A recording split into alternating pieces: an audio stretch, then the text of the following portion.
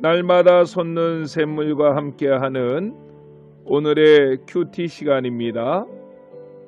3월 25일 수요일 오늘의 말씀은 요한복음 9장 13절부터 23절의 말씀입니다.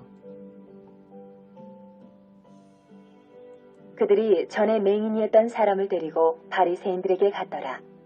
예수께서 진흙을 이겨 눈을 뜨게 하신 날은 안식일이라.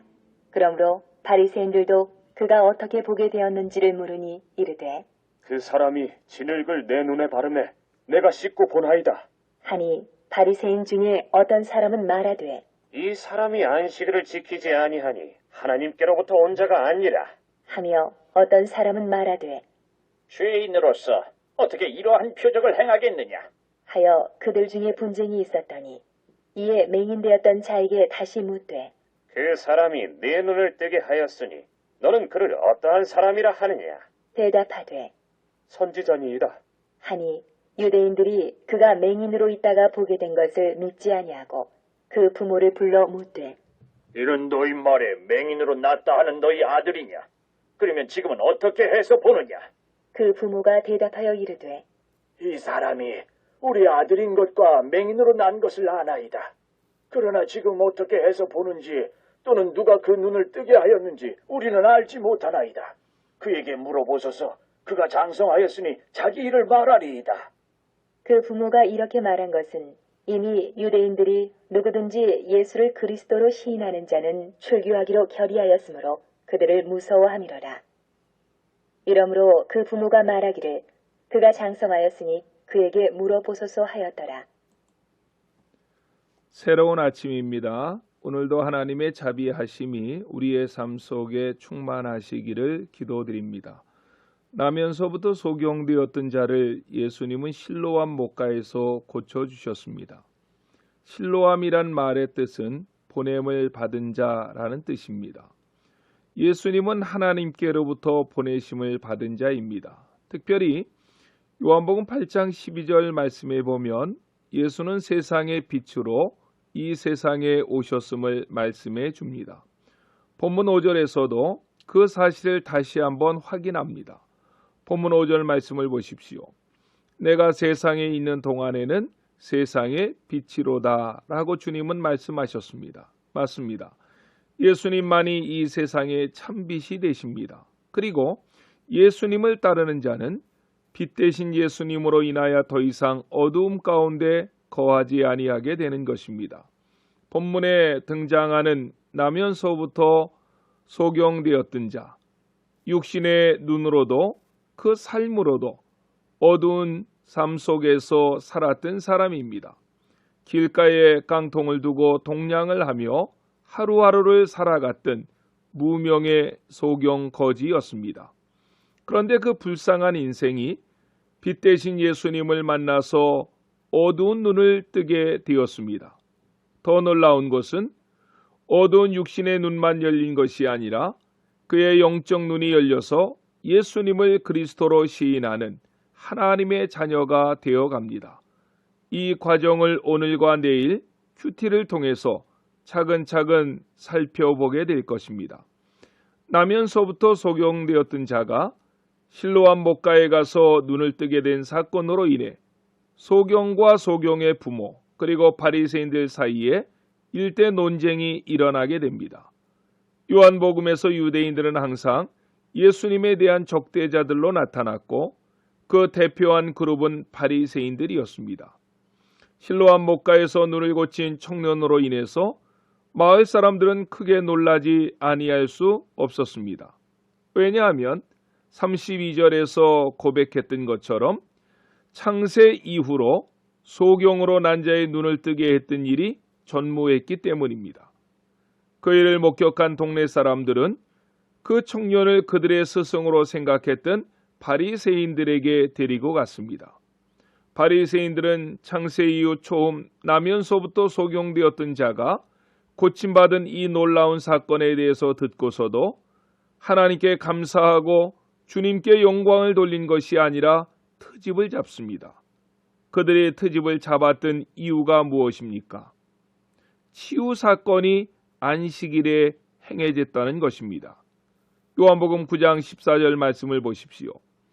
예수께서 진흙을 이겨 눈을 뜨게 하신 날은 안식일이니라 라고 말씀했습니다. 소경의 눈을 고쳐주신 사건은 분명 안식일을 범하는 죄라고 그들은 먼저 해석을 한 후에 아무리 창세 이래로 들어보지 못한 기사와 이적을 예수가 행했다 할지라도 안식일을 범하는 행동을 한 것을 보니 그는 하나님께로부터 온 자가 아니라고 몰아세웠습니다. 그러면서 고침받은 소경에게 신문조로 계속 말합니다. 17절 말씀을 보십시오. 이에 맹인되었던 자에게 다시 묻되 그 사람이 내 눈을 뜨게 하였으니 너는 그를 어떠한 사람이라 하느냐라고 말합니다. 그때 그 청년은 당당하게 대답합니다. 그는 선지자이니이다. 소경되었던 사람은 예수는 하나님께서 보내신 선지자 가운데에서도 참 선지자가 된다는 사실을 믿어 의심치 아니한 것입니다. 그러자 바리새인들은 이 논쟁에 그의 부모들을 끌어들입니다. 18절로 19절의 말씀입니다. 유대인들이 그가 맹인으로 있다가 보게 된 것을 믿지 아니하고 그 부모를 불러 묻되 이는 너희 말에 맹인으로 났다 하는 너희 아들이냐? 그러면 지금은 어떻게 해서 보느냐라고 묻습니다. 그때 그 부모는 먼저 두 가지 사실을 인정합니다. 하나는 이자가 자기의 친아들인 것과 두 번째로는 그가 태어날 때부터 소경으로 태어난 자였다는 것을 말합니다. 20절 말씀을 보십시오. 그 부모가 대답하여 이르되 이 사람이 우리 아들인 것과 맹인으로 난 것을 아나이다 라고 했습니다.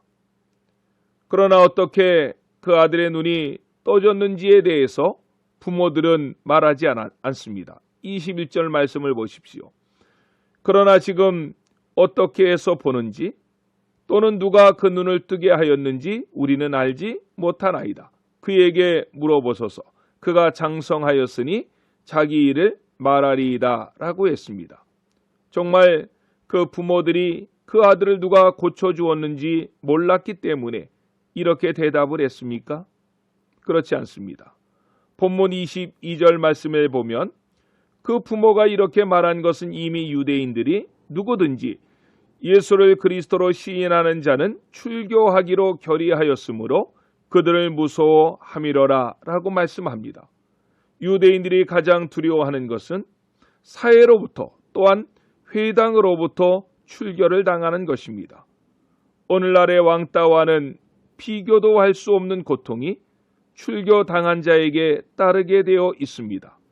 그것이 무서워 아들이 고침을 받았는데도 부모마저도 예수님을 바로 고백하지 못했습니다. 신앙에 박해가 오면 예수님을 그리스도로 시인하는 일에 많은 어려움이 닥칠 수도 있습니다. 이때에 소경된 자의 부모들처럼 회색 분자가 되어서는 안 됩니다. 그 청년처럼 고난이 온다는 사실을 인지하더라도 예수님만이 그리스도가 되시고 나의 주님이 되신다는 사실을 당당하게 고백할 수 있는 우리 안천의 모든 성도님들이 되시기를 주님의 이름으로 간절히 축원합니다. 기도하시겠습니다. 사랑의 주님 감사합니다.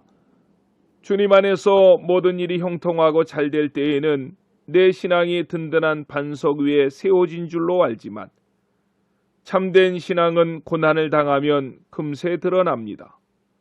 자기의 아들이 예수님의 은혜로 고침을 받았지만 예수님을 믿으면 그 사회에서 출교당할 것이 두려워 부모들은 예수님을 알지 못한다고 말했습니다. 하지만 주님으로부터 고침받은 이 청년은 적대자들 앞에서도 당당하게 예수님을 향한 믿음의 고백을 했습니다. 이 고백을 우리에게도 허락해 주시옵소서. 이제 코로나19 사태로 인해서 어떤 어려움이 우리에게 닥쳐올지 우리는 잘 알지 못합니다. 어려움이 온다 해도 주님을 향한 우리의 믿음의 고백이, 신앙의 고백이 흔들리지 않게 해 주시옵소서. 오늘도 이 땅을 치료하시고 약한 자들에게 더욱 역사해 주시옵소서.